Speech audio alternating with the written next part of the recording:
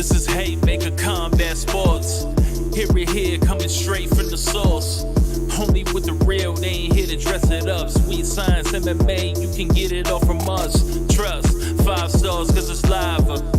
And through the fight game, we can guide ya. Slick talking, putting them in caution. Passing all the goals cause the audio is awesome. What you waiting for? Spread the word, tell a friend. This the podcast where all of the discussion ends. When they start going strike for strike, this the show that'll tell you what you seen in the fight. And they ain't playing on the mic, this a welcome to the show. Warm it up for the squad, Haymaker of the bros. I'm about wow, you can hear from the pros. It's Haymaker Combat Sports, time to roll. And welcome back to Haymaker Combat Sports. I am your host, EJ Reed, joined by my fellow hosts, Aaron Admire, Steve Johnson, producer J-Bomb behind the scenes. Fellas, how we doing? Man, I don't even want to talk about it. It's been a week, dude. Like, my schedule is just so all over the place with catching Ubers and going to these classes and this probation. Like, I've been on the run nonstop since 1 o'clock today, and I just got done with my last meeting. Man, that sounds stressful, man. Did you ever piss in a cup? Had to go piss in a cup today. Had to do it all. Had to go to probation, get my mouth swabbed so I can get put in the felon registry of Missouri. Jeez. The felony, that sounds hardcore, man. Felony registration? Yep, had to do it all. Don't drink and drive, kids. Jeez. How many times a week you got to piss in a cup? Usually 3 or 4. Man, they're really trying to make sure you stay clean. Yep, just trying to make sure I stay clean and out of trouble. Hey, man, but you made it through the week, and we are finally back here to talk a little fights. After exciting fight weekend overall, you had Bud Crawford versus Errol Spence, but what we're here to talk about is UFC 291, take place in Utah, Salt Lake, Utah, all over places. Overall, what would y'all grade this card before we get into the actual fights? Was it exciting? A, B, C? This was A, man. You had highlight finishes. You had some back and forth, some good submissions. This card had a little bit of everything. A lot of star power on it. I'm still kind of hurt over the Stephen Thompson fight getting dropped out, but I mean, bumping Derek Lewis up to that main card, it was worth it. Steve? Yeah, definitely.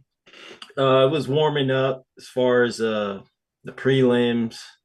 A lot of unknowns or not well knowns. And like I say, but there were still good fights and good finishes. To me, it didn't start heating up as far as entertainment until it got to the Roman Kopylov and Claudio Ribeiro. And on the way up, it started looking nice, getting into the bottom of the welterweight. So I was pretty much entertained in between fights I wasn't too interested in and was interested. So yeah, there were definitely a lot of exciting finishes, even with the prelims. I'm not going to get into too much detail into the prelims, but if you have time this weekend, you didn't get to watch the prelims, I highly advise you to go back and watch that. But we're going to get straight into the main card, fellas. The curtain jerker of this one, Kevin Holland defeating Michael Chiesa by submission. Quick work by Holland, man. Chiesa was scared of Holland's stand-up for the most part. Holland's defense was outstanding in this one. He threw that knee. Apparently, it didn't land. It looked like it landed.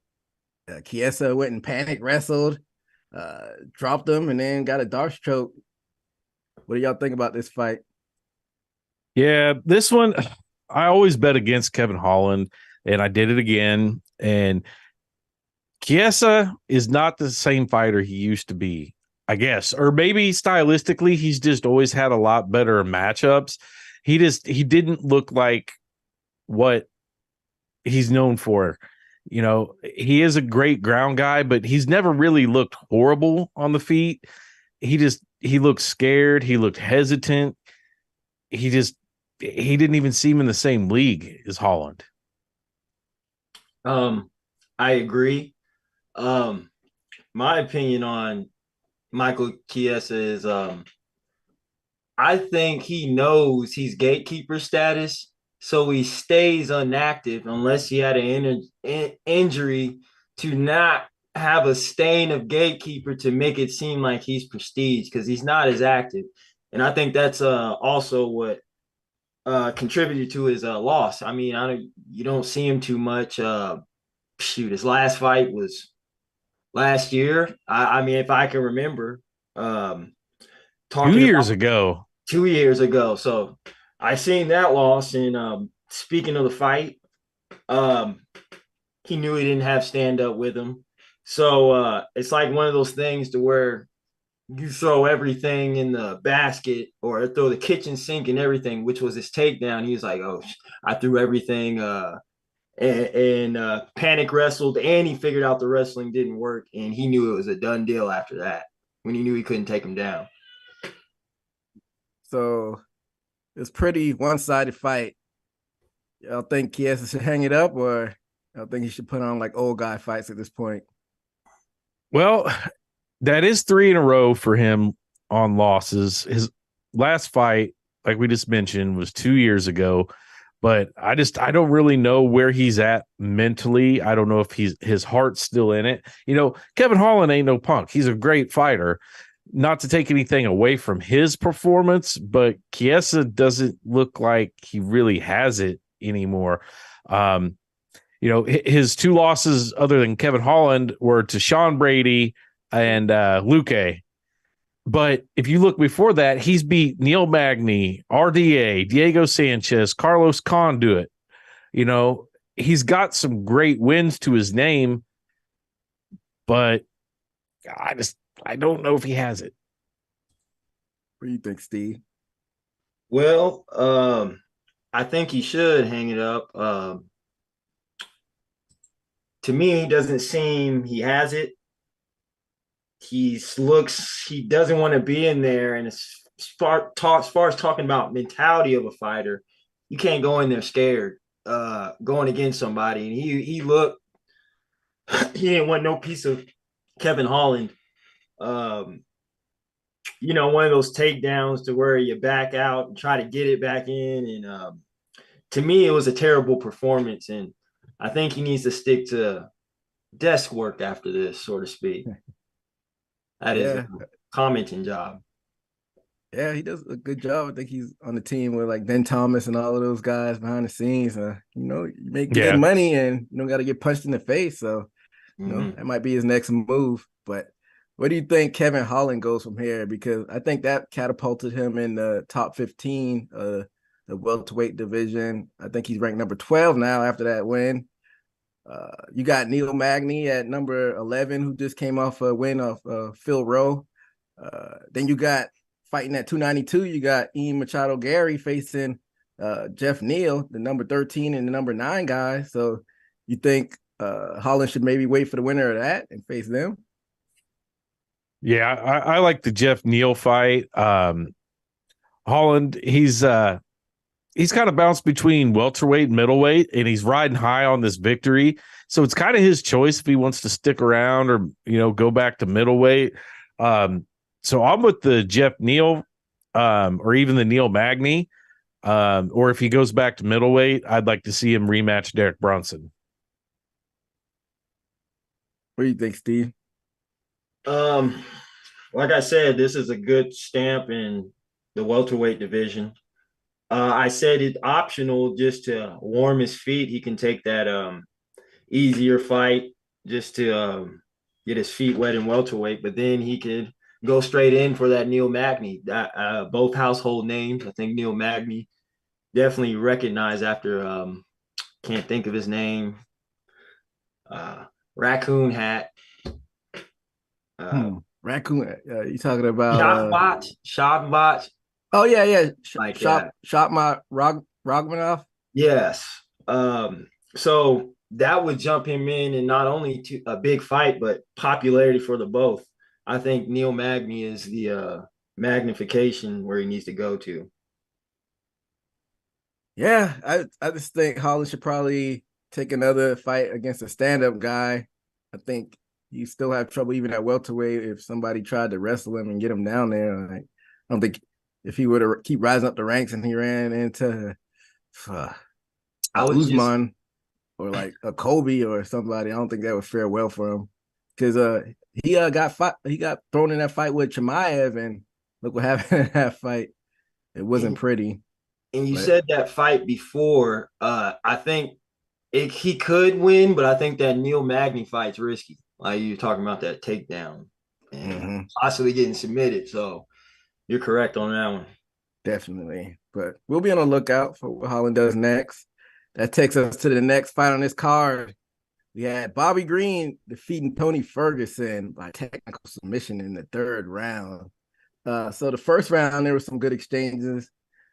Tony dropped him for a second, and then that accidental eye poke happened. And after that, Green pretty much started to pick him apart. In the second round, Tony went for that awkward takedown, but Bobby countered and started to beat him up on the ground. And then he beat him up on the feet for most of the third round, got him in that triangle arm choke, put the guy to sleep. What were your impressions of this fight? Yep, and Herb Dean dropped the people's elbow on him. Yeah. Tony Ferguson, we talked about this the other day. I think the turnaround from his DWI and wreck incident in May to fighting now was too quick of a turnaround. I don't think he's mentally all there. He has a lot of history of kind of some weird mental behavior. His own wife got a restraining order against him, and he thought that they implanted a chip when they did surgery on his knee. And I think a lot of that reflects in this fight. Like Steve mentioned the other day with the earrings that we haven't really seen him wear and stuff, he's kind of got a Sammy Sosa look going on with him. And you know, you're asking about the fight. It really reflected there. Tony Ferguson used to be one of the most feared men in the octagon. He was well-rounded. He could do it on the ground. He could do crazy escapes. And we just haven't seen that lately, and we didn't see it in this fight. Bobby Green looked good. He's really got his feelings hurt since that fight happened, though. So many people are trying to say if that eye poke wouldn't have happened, Bobby Green wouldn't have won. Nobody really knows how bad that eye poke affected Tony or what would have happened if it hadn't have happened. But I think Bobby Green looked good. I would like to see Bobby Green fight somebody again that's kind of up there in that Tony Ferguson level to see. That'll prove. That's how you prove. Was that a fluke, or has Bobby Green really stepped up his game? Because Bobby Green's got some nasty losses on his record. He's got some good wins as well. But if we're going to throw him up in the mix of the upper echelon, let's test him again with somebody. He deserves it. He won, and it gets to prove the doubters. You mentioned Tony Ferguson. You said he had the earrings. Is he having a midlife crisis? Are we going to see him riding around in a Lamborghini next with a 22-year-old girlfriend? I don't know what's next for him. I hope, I truly hope he gets the help that he needs. You can tell, even the Ultimate Fighter, our introduction to Tony Ferguson, he was known as the drunk guy on the Ultimate Fighter, starting shit. And I just think he has a lot of underlying demons, and he needs to kind of take a break from the fight game and salvage his name. And maybe, you know, our default is always they should open a gym. Right now, a lot of people would pay a lot of money to go train with Tony Ferguson. If he continues on this downward thing that he's on, whether mentally or even taking more losses, it's going to hurt that. It's going to hurt his future. He's on I think a 6-fight losing streak right now. It's not a good look. Steve, what were your overall impressions of the fight? Yeah. Like I said, Tony Ferguson, we known him for many attributes he has. Even when you took him to the ground, he's slicing people up. You can tell a deterioration in a fighter when they're not even good at what they came in to do. And when he gets taken to the ground, he's not even slicing them up anymore. You know, even if he is getting kept on the ground, you know, he's not dominant in the submission game. we looked at Tony Ferguson as the higher echelon of submissions or jujitsu, and I think that diminished with Charles Oliveira when he fought him, and other close grapple match that he lost. He had losses too. Um, yeah, and saying that he changed, I think he's changed. He's not mentally there. You can tell how he fights. He's not fighting the same. Um, and you said the microchip thing, because I think what started the fight or the animosity between them, that was like a year or two ago when he said that. But Bobby Green said for the microchip in the leg, he said he thinks Tony Ferguson is on meth. Now that's just hearsay stuff, but Bobby Green did say that. So yeah, we don't know, man. Hopefully he's not dabbling in the stupid crap like that. And you're right. If he keeps on going, it's going to diminish his retiree options as far as making financial money, financial gain of anything, you know. Yeah, circle it back to what Admar's saying. I think he should take a break and, go fix whatever mental demons that he has, because he just got in that wreck 2 months ago. We talked about it on this show, and it was like May 26th. Yeah, remember he sideswiped a car and like rolled his truck. And that's way too soon to be coming back and getting in a fist fight in a cage. And you got to go handle that stuff. And Dana White doesn't really care as long as you're making money. But you got to, take care of the well-being for your fighter. And I just think he should hang it up overall. That's what you said. There's 6 fights in a row he lost?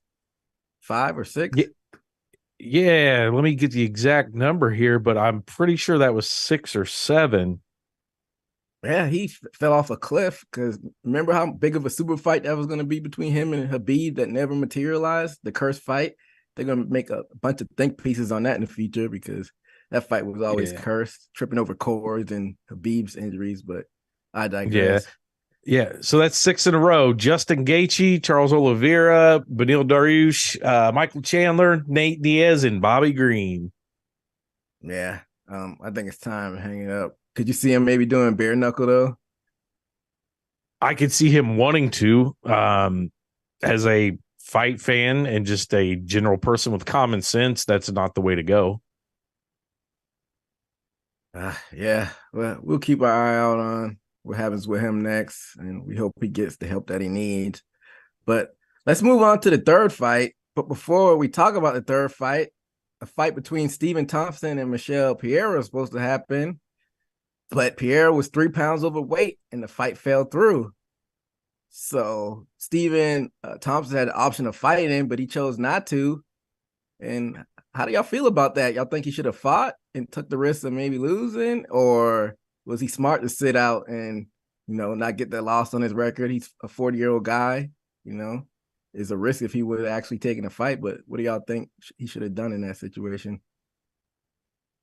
My initial thought, and this is from a fan's perspective, is it's only 3 pounds, really what's the big difference? They're going to come in 15 pounds heavier than they weighed in anyway on fight night. They all rehydrate, they all eat and everything. But, then there's the other side. Stephen Thompson's taking risk. If there is any advantage to that 3 pounds, then it's the risk on his side. Mm-hmm. So it sucks for us as fans, because that would have been just an exciting fight. Stephen Thompson is very unorthodox with his striking. Michelle is batshit crazy in the cage, always jumping off the cage or doing a flip. Or my favorite thing he ever did was like a flying stomp. He had somebody on the ground laying on their back, and he just jumped and tried to stomp on the dude. Like, freaking animal. What are your thoughts, Steve, on that? Yeah, it would have been an entertaining fight. What you're saying about the weight cut, I guess it and Pierre, I don't know, their body sizes would seem like he would be the outcoming of the bigger fighter. Like I said, cutting the pounds and not cutting 3, that last 3 pounds might have been hell and drained the person, versus the person didn't cut that 3 pounds, and then they both regained, and Stephen Thompson's drained. So I can see it depends how the fighter's feeling if he wants to continue that fight, if he has energy. Yeah, I don't know, man. I'm conflicted on what he should have done. If that were me, I probably would have just fought because I went through that fight and like, man, let's just throw down and see what happens. But I mean, he's up there in age, and if he lost, then that might not look good for his record. I think he's still maybe trying to get in one last title shot before he hangs it up. But like I said, if that were me, I would have just fought it out. But right. But I mean, they're professionals. They agreed to a weight. And, Stephen Thompson has to look at it like, I put in the work and made this weight. You didn't take this serious. You didn't hold up to your end of the contract. And, Stephen Thompson's 170. Michelle should really be a 185er, So the guy's already got a size advantage. So if we're looking for an official verdict, I'm saying Stephen Thompson did the right thing. Yeah, I mean, that's going to be the debate within the MMA community online until he, erases it from everybody's memory with his next fight. But I think they should just put the fight on again and see what happens, see if Michelle makes weight. You don't think so? Nope. I already decided, and me and Steve talked the other day. If you miss weight twice, you don't get to come back to that weight class. You got to move up, or on your own personal time, you have to cut that weight and prove that you can make that weight. And this led into a good conversation we had is the UFC is a multi-billion-dollar company. They can afford to pay somebody 10 grand to stay in shape and have a backup fighter in every weight class that's on that card in case something like this happens. Why they don't do that, I have no clue. If you want to pay somebody that's ranked around the same as those two guys 10 grand to just stay in shape, and he gets 10 grand even if he doesn't fight, but it keeps shit from this happening. Yeah, that'd definitely be a smart plan for them to do. I mean, but that'd probably be kind of tricky to be training for two fighters at the same time, like a just in case plan. But I guess they could offer that 10,000 for the backup fighter to somebody who has a similar style. I guess that would make sense. Like, we're gonna have this type of guy, he mirrors what he does at a similar size, maybe not ranked as high, but just a backup plan. Yeah, something, man. Because I mean, Wonder Boy has a big name. He's a fan favorite. I don't know how many, but I guarantee you somebody said, I'm not buying the fights now. Yeah, I mean, that may be the case. Who knows? I mean, if it's not Pierre, who would you like to see Wonder Boy against? That's a question for both of y'all. I would have to see what is Wonder Boy ranked. I think he's like 5 or 6. He's still pretty high up there. He's up there. We got Leon, and then we got Kamar. What about a Usman wrestler versus stand-up? Ooh, I would like that fight. I would like it. Yeah. I think Usman would take him down. I think, yeah. Never know though. Fight though, yeah. Yeah, but he's got to get inside to do that. Yeah, Usman kind of fell in love with standing up towards the end of his run, so he might try to stand and bang, but that would be interesting. But the fight that replaced the Wonder Boy fight, Derek Lewis defeating Marcos Rogero de Lima, TKO. Derek made quick work of de Lima. He flew in with that knee, ground and pound, and good night, Irene. What were y'all thoughts on this fight? Man, so I was just surprised. And I love when fighters do that, when they make that split-second decision just to charge. We've seen it with, Masvidal did it to Ben Askren. Fabricio Verdum did that to Travis Brown. When you come out just running and throwing something, nobody expects it. It could happen in any fight, but nobody expects it. And Derek Lewis, being the big boy that he is, that's something that I did not see coming. But that switch knee was beautiful. I mean, I don't know if he trained that a lot, but it didn't look like it was his first time doing it.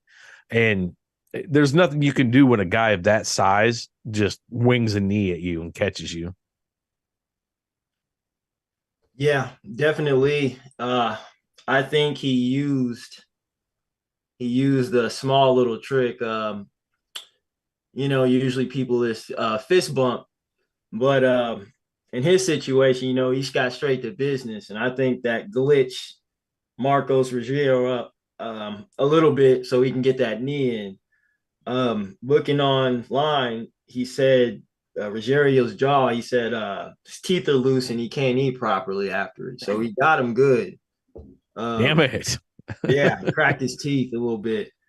Yeah, he caught him off surprise and he didn't expect that at all. And a lot of heavyweights don't expect Derek Lewis to be doing switch kicks. He's done switch kicks on Daniel Cormier fight. I think he even did it on the Ngannou fight. So he can get up there with his weight. I think we are explaining last time. He's one of those heavy kids you went to school with, 300 pounds, but he can backflip and do everything. That's Derek Lewis. And he's in shape a little bit. So good win for him after his losses lately. So he can be back on track. Did he get kicked out of the top 10 before? Or is he still in the top 10? I think it was like 8. He's still in there. Okay. So yeah, good for him. So in true Derek Lewis fashion, he gives us a soundbite in his interview. J-Bomb, if you could run that clip for us so we could take a look at his antics after the fight. I'm here with the winner, Derek Lewis. Derek, you have the most knockouts in the history of the sport. Now you rated it up to 14, and what a phenomenal one it was. Did you plan to open with that flying knee? Hell no. I just said, let me throw some bullshit, see if it lands. And I did. It landed perfect. Yeah. Did you plan to take your shorts off? I didn't. My balls got, your dickhead got a mind of his own. Shit. Now, Derek, what an absolutely flawless performance for you. How are you feeling right now? Man, shit, it's a long time coming, man. Shit, I've been wanting to hit motherfuckers for 2 years now. I finally hit somebody. I was happy to motherfucker. Well, let's take a look at it, Derek. Let's take a look specifically at that flying knee because it was absolutely perfect. You landed it right on the chin. Man, that's all the hard work my coach. He's been drilling that same switch knee for the last 5 years. And by damn, I'm glad it finally landed. Because I was about to give up on that bullshit. Shit, no bull. Well, it was fantastic. It was phenomenal. It was a flawless performance. What's next for you? Shit, we'll see. I'm a free agent now, so hopefully I can get another contract with the UFC. If not, shit, fuck it. It is what it is. Well, we want to see you stay here, man. We love you very much. And you're one of the most exciting guys to ever compete in this sport. I appreciate everybody for coming out. Shout out to my wife. You already know I'm about to come home and bust some guts up. You ready, girl? Enjoy the love. Enjoy the victory. Congratulations. Derek Lewis! So, yeah. In true Derek Lewis fashion, he gives us a good soundbite. That's got to be up there in one of his most outrageous post-fight interviews with Joe Rogan. But piggybacking off what he was talking about in the interview, his contract is up. What do y'all think he does next? Does he re-sign with the UFC or test his waters PFL? Maybe Ngannou?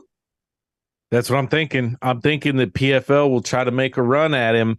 And Derek Lewis, he highlight knockout, great on the mic. They need somebody that's going to bring views, and he's the guy to do it.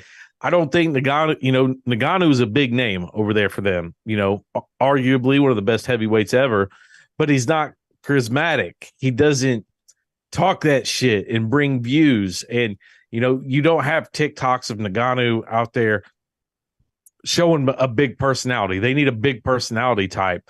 PFL would be smart to get Derek Lewis over there. He could potentially rematch Ngannou, maybe win a belt. If not, Lewis is going to be kind of like he is in the UFC. He's still going to be a top fighter over there. And Derek Lewis is all about getting paid. And we know that Ngannou has in his contract that his opponent gets that $1 million. That's true. Mhm. What do you think, Steve? Smart financial move. If he can have managers, having talks, say, hey, how interested y'all are into me. I said that clause $1 million. I'll make up for Derek Lewis's past how many fights? I mean, we could probably look up how much he gets paid, but I'm pretty sure his last few fights would add up to that $1 million. Amazing business move. I say if he doesn't get re-signed, talk the most shit you can. You're the only one who beat him, you know what I'm saying, and didn't get a rematch and got beaten. I mean, you got a win over him and still an active fighter and popular. It's not like you beat him in early career, fell off, and never heard of him again. I say he should go to PFL, talk as much crap as he can to get that fight. Yeah, I just looked it up. Derek Lewis made $465,000 for that fight the other night. So one fight against Ngannou is like 2 fights in the UFC pay wise. So if Lewis could even land the same contract but get the Ngannou bonus, he's going to be making the same money, fighting lesser competition, winning more, making his value go up. I mean, it's only a win if he goes to the PFL. If he stays in the UFC, we've talked about it. We all know what happens to him when he gets in a title eliminator or gets up there in the very top. He just can't get over that hump. He has more potential in PFL. I agree. I think he should probably go to PFL because I think they're saying, like you said, they're saying to get $2 million for his opponent, but that doesn't include the pay-per-view points because they're gonna run that as a pay-per-view. PFL doesn't run many, but they will run that, and who knows? Oh, it's $2 million for the opponent. I want to say it was $2 million. Yeah. Oh, well, then that's 4 fights in the UFC compared to 1 fight over there against him, with the opportunity to become the champion and become the guy that knocks out Ngannou. It's all plus side. There's not one downside to Lewis going to PFL. Yeah. So financially, I say get the bag, man, because the shelf life in MMA is a short one. So got to make as much money as you can. But yeah, for sure. We'll definitely be on the lookout on his next move. But that'll take us to the co-main event. You had Alex Pereira defeating Jan Blachowicz versus in a split decision. So I was looking at this fight while looking at the Terrence Crawford, Errol Spence fight. So Admire, I want to see how you broke down the fight because I had it for Blachowicz, but maybe I wasn't paying close enough attention. How did you score this fight? I actually watched this fight twice because I watched it the first time and they scored it for Alex. And I was like, maybe I missed something. Maybe I didn't, maybe I looked away for a minute and missed something big.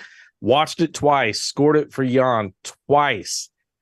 I don't know. I've never been a fan of the judging, but I feel like he kind of got shafted. I think that a lot of the hype behind Alex kind of maybe helped some of the scorecards. They're trying to, kind of push him. Jan looked great. He's a great fighter. And if I was him, I'd be clamoring for rematch. What were your thoughts, Steve? Yeah, I was watching the fight also. And like I said, I can see that argument. Blachowicz getting those takedowns. Like I said, I don't know if they switched up the judging system or depending on which state you're in, but maybe they're as far as doing damage on the ground, maybe they're putting that in there as far as judgment. I don't know. As far as stand up, did y'all think that was pretty even?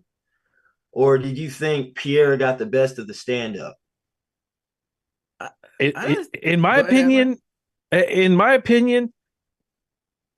Pierre did a lot of striking, but his striking is going to look different because he is, a traditional kickboxer. But I don't damage wise, I think it was pretty even. Mm-hmm. But I think stylistically, your mind automatically goes to Alex was the better striker. But if you really look at it, Jan had more control when they were standing up. He didn't take a lot of damage. He knows how to, throw the arm up, block a lot of those shots. And Jan kind of overpowered him when they were near the cage, against the side. Mm-hmm. I don't know. I'll probably go back and watch that fight a third time, and just going in with the mentality, knowing that Alex wins, I'm going to be really focused on Alex. Jan, one of my favorite fighters. So, maybe I'm a little biased. I don't know. I want to score it correctly. I want to make sure I got it right. But the first two times I watched it, Jan. So from what I watched, of course, Blachowicz got the first round because he took him down. And then the second round, he took him down. But I think Pierre might have edged it out that second round because when he got up, he was piecing him up.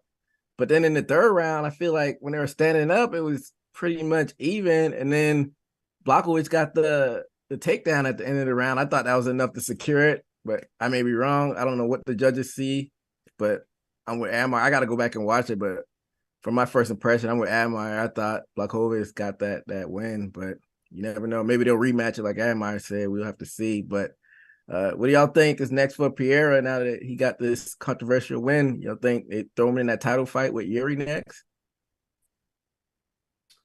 I think I'm sure they will. Stylistically, the matchup is, you can't go wrong with it. If they do make that fight, we'll definitely break it down. But on first impressions, who y'all think wins that fight? In that fight, I think I would take Alex in that fight. Okay. I think. I feel like the UFC is making a big push for him. So that's definitely why I think he's going to get the title fight. But Yuri's a tough customer. That's a hard one because we're going to see how he, recovers from that injury. If it was no injury, they almost got the same skills as far as takedown defense and utilize the wrestling for what they need it for. That's why I like this matchup. But I'll tell you right now, I can't call it right now. I can't. It's too early for me. Early impression, I don't know, Yuri. I like Yuri, man. The way he has the unorthodox striking. Pierre is a more classic kickboxer, but I think that just would be an all-out war. Us as the fans, we would be the real winners of that one. But hopefully they make that happen, even though people might say Pierre may not be ready because that was only his first fight at light heavyweight. But I don't see who else they could put in that spot right now with Jamal Hill being out. So it seems like the fight that they will make happen next. But we'll definitely be on the lookout for that. But that'll take us to our main event, guys. Justin, the Highlight Gaethje, defeated Dustin the Diamond Poirier, KO, head kick. So that first round, it was pretty evenly matched. Gaethje was chopping down that tree with the leg kicks, and Poirier was going up top. Gaethje's eye appeared to be hurt, but he shrugged it off. That second round, went up top, high kick, kind of mirrored the one that happened to Usman with his fight with Leon Edwards. They kept showing that replay, but devastating knockout, man. What were y'all impressions of this fight? It kind of happened exactly like we talked about on the pre-show. Poirier's a great fighter. Don't get me wrong, but I think his toolbox is full. I think he's peaked. He's great at everything he does. He's been the champion and been at the top for years and years, but I think his toolbox was full and there's really nowhere for him to grow anymore. Gaethje, on the other hand, we've always known that there's a couple little holes in his game and it looks like he really fixed them. Them leg kicks, I think, was the big difference. He's added that to his toolbox. And I think that's what gave him the win here is he's able to go a little bit above and beyond Poirier. if they fought again, it would be a toss up. There's no way you could pick who's going to win that. We're going to get a different result every time. But the fight itself, like you said, Poirier, did what he does, starts with going up top and everything. But Gaethje just came out a different animal second round. Definitely. And to the fact you said he expanded his tool shed as far as his skills. The fact that he landed that head kick, and I can't recall when last time he aimed for a kick for the head, shows it. And in the latest part of his career, he got a head kick KO where he's usually knocking people out with the hand, show you that he's expanded and willing to go outside his I'll use my style all the way to dominate you. He actually used something outside of his arsenal this time, and that shows that he's changed mentally, and he's been showing that through his past fights. He's been changing, waiting, countering, not sticking his head in there like a zombie and just getting pinged. He's if not peak, still peaking. Yeah, I mean, they could do a trilogy fight after this one, but I mean, Gaethje got the better of him on this time, and we pretty much know what's going to happen with Gaethje after this one. He probably faced the winner of Oliveira and our boy Islam Makhachev. Y'all think Gaethje has a shot at whoever wins that fight? I really don't, man. Just Oliveira is so well rounded as a fighter. He's going to be hard to beat. Also, the other guy you mentioned is very hard to beat. I don't know if Gaethje's ready for that.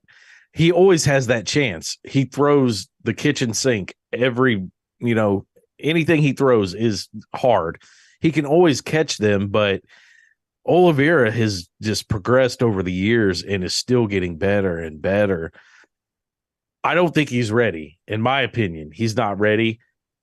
But who else is there to him to fight? I mean, Gaethje, what does that make him? Like number 3 now behind those two? Pretty much, yeah. And so that's his only choice unless he wants to fight a lesser opponent and risk it. I don't think he's scared to do that. I mean, I think he has the confidence to know he's the better fighter than most of them, and he would fight whoever puts the UFC in front of him. What do you think, Steve? You think Gaethje will fare well at the winner of that fight? I like how Gaethje, he was doing a good job with Oliveira. He really was. And then he got that one punch, changed it all. And that's what I don't like. He's doing well, but it's a factor of it seems Oliveira got knockout power, and I think caught him with a lead left, not even his, a perfect hook, and dropped him. I don't like how the terms changed that quick to where Gaethje was putting in all that work, dropped him, which is Oliveira is known for that, and still couldn't put him away. I think if Islam wins, he'll have a better chance with that matchup, just based off, I think Islam is a smaller than Oliveira, and Gaethje has a more chance of, getting them haymakers in and throwing the sink at him, because from my memory, I think Islam got cracked before in a fight and got knocked out. And I think Gaethje has the perfect style for that. That's my opinion. I was just looking at that. I was looking back to that. Islam did get cracked and knocked out back in 2015. So he's had 8 years without getting rocked. But I mean, if anybody could do it, Gaethje can. I mean, like I said, he throws the kitchen sink behind everything he puts out there. Give him Islam.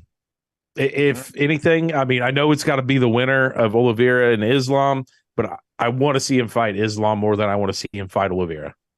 And with that being said, what does Poirier do after this, coming off that loss? Retire or maybe face a lesser opponent? I mean, I like him. He's cool. But at this point, and where the division is and the same people are there, I mean, there's really no interest of him fighting. I can't I would have to look at the list, but I can't see anybody. And he said he only wants to fight top people. Well, a lot of these people you already beat or got beat by. So it's hard for Dana to put on a championship case another run when these people beat you once or twice. I got the matchup. Who's that? Another guy that was in a title contender, and I don't think they fought. Do Dustin Poirier and Beneil Dariush. You can do that one. Yeah, that would definitely be a fight that I'd be interested in. So good matchmaking. Both coming off title, both coming off title contender losses. Why not match them up? Yeah, I wouldn't be mad at that. So yeah, we'll be on the lookout for what Dustin does in the future. But before we get on out of here, we got a clip of the month pick that's found by Steven. So J-Bone, if you run that for us before we get on out of here.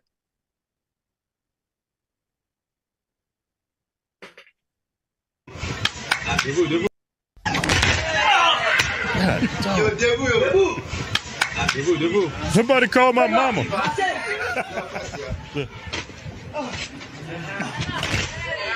Man, just stay down. Just stay down. Stay down. Stay down.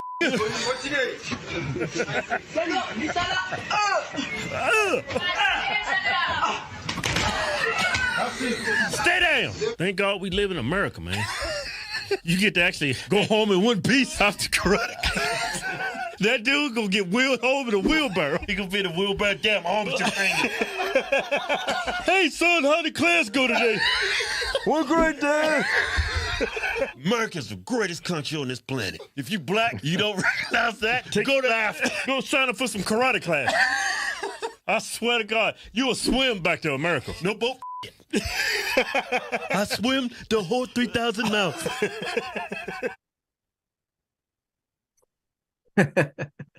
God, we're getting ragdoll. What kind of judo you call that, Steve? I didn't get to see it on my side, but I saw the video before. I mean, hilarious. If y'all saw it on y'all end, it's the whip cracking of his. Not only that, judo, you're supposed to fluently follow through, but he hung him up and then whiplashed him like a belt down 3 times. And like I was saying to EJ, the second time he says, "I don't want to go to school, mommy." And then the third time he just limpless, soulless, "I give up." To me, it was hilarious. Definitely funny stuff. But that brings us to the end of the show. Any last words from anybody before we get on out of here? Nope. Just don't drink and drive, kids. Steve? I think we got our next one is Sean O'Malley, right? Aljamain Sterling. And yeah. So for all watching live, stay tuned for 80 Proof. They're on next. But anybody listening on podcast form, we got a boxing episode dropping this week. So be on the lookout for that. We'll drop it on YouTube and then on podcast form. Admar won't be with us on that. We got our boy Chris Sanders, amateur boxer. He'll be with us on that episode. And we talk about Bud and Spence matchup. And we also preview and predict the Jake Paul and Jake Paul and Nate Diaz. So quick, who you got in that fight, Admar, before we get on out of here? I'm taking Paul all the way. All right, that might be a foreshadowing on who and me Steve picks, so be on the lookout for that podcast. But that'll do it for us here on Haymaker Combat Sports. Till next time, be safe out there. Peace. Haymaker MMA, we going straight for your brain, yeah.